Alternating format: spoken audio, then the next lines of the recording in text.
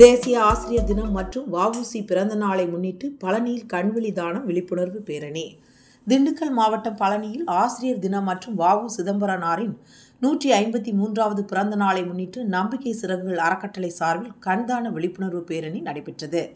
பழனி நகர் காவல் நிலையத்தில் இருந்து காவல்துறை டிஎஸ்பி தனஞ்சயன் கொடியசைத்து பேரணியை துவக்கி வைத்தார். இந்த கண்விழி தான பேரணியில் ஏராளமான பள்ளி மாணவ மாணவிகள் பங்கேற்று ஊர்வலமாக சென்றனர்.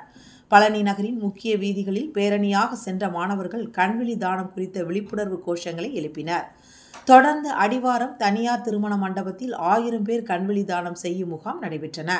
மேலும் கண்விழி தானம் செய்தவர்களுக்கும் சிறந்த ஆசிரியர்களுக்கும் நம்பிக்கை சிறகுகள் அறக்கட்டளை சார்பாக விருதுகள் வழங்கி கௌரவப்படுத்தினர்.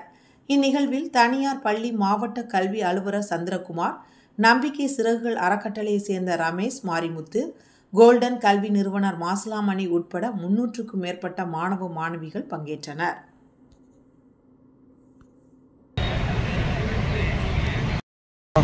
போட்டு